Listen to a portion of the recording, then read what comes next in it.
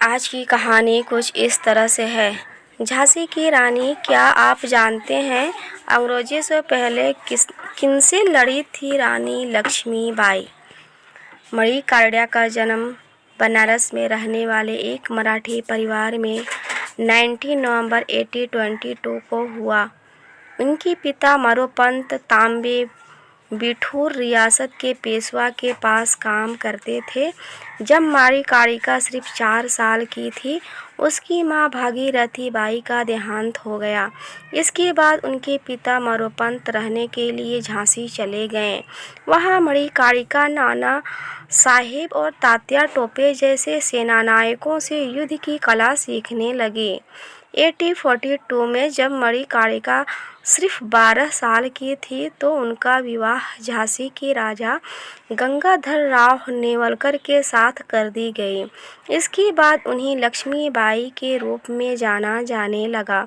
कुछ वर्षों के बाद उन्होंने एक बेटे को जन्म दिया जिसे राजकुंवर दामोदर राव नाम दिया गया था, लेकिन 4 महीने की आयु में ही उनके संतान की मौत हो गई। राजा गंगाधर राव नेवलकर इस दुख को सह नहीं पाए और उनकी तबीयत दिनों दिन बिगड़ने लगी। उन्होंने 1853 में अपने एक दूर के रिश्तेदार के बेटे को गोद लिया। उनके दत्तक पुत्र का नाम आनंद राव था, लेकिन अपने बेटे की याद में वे उसे दामोदर राव ही कहते थे। लेकिन 21 नवंबर 1853 को गंगाधर राव की मौत हो गई। उस दौरान में अंग्रेजी हुकूमत ने राजाओं के बच्चों को गोद लेने की प्रथा के खिलाफ सख्त रुख अपना लिया था। हालांकि झांसी के राजा ने ईस्ट इंडिया कंपनी के मेजर एलिस की मौजूदगी में दामोदर राव को गोद लिया था। इसके सारे कागजात गवर्नर जनरल लॉर्ड डलहौजी तक पहुंच गए। वसीयत के मुताबिक दामोदर राव के बड़े होने के बाद वह झांसी के राजा होते।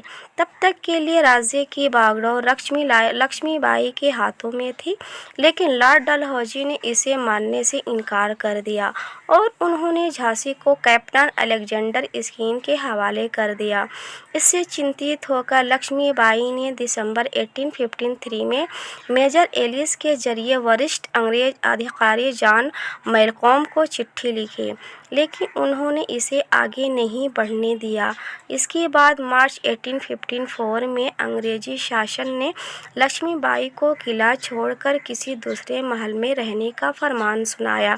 इसके गुजारने के लिए हर महीने 5,000 रुपये पेंशन भी बांध दिया गया, लेकिन लक्ष्मीबाई को यह स्वीकार नहीं हुआ और अपने राज्य की आत्मसम्मान की रक्षा के लिए उन्होंने सेना के साथ साथ आम लोगों को भी विद्रोह के लिए तैयार करना शुरू कर दिया।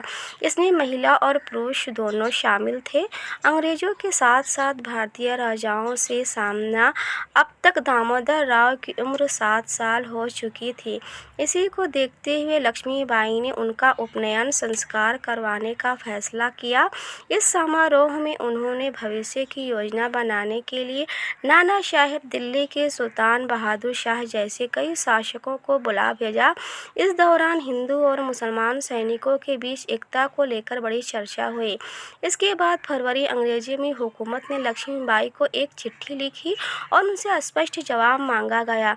लक्ष्मीबाई को एक एहसास था कि अंग्रेजों से सामना करना उनके लिए आसान नहीं है, लेकिन वे और भी सहयोगी झुकना नहीं चाहते थे। साथ ही समझौता का नतीजा था कि अंग्रेज शरण में आए सभी बागियों को हत्या कर देते, इसलिए उन्होंने अंग्रेजों के खिलाफ युद्ध का ऐलान कर दिया। इसके बावजूद अंग्रेजों ने लक्ष्मीबाई को आत्मसमर्पण करने का एक और मौका दिया, लेकिन लक्ष्मीबाई को यह मंजूर नहीं था और उन्हें इसे भी ठुकरा दिया। आखिर मार्च 1858 में अंग्रेजों ने झांसी का धावा बोल दिया। कुछ ही दिनों में उन्होंने किलों को भेज दिया। तभी लक्ष्मीबाई को तात्या टोपे का साथ मिला और वह अपने 20,000 से अधिक सैनिकों के साथ झांसी पहुंच गए। वे अंग्रेजों को कुछ दिनों तक रोकने में सफल हुए, लेकिन अंग्रेजों ने झांसी को प्रवेश कर ही लिया। आखिरी लड़ाई।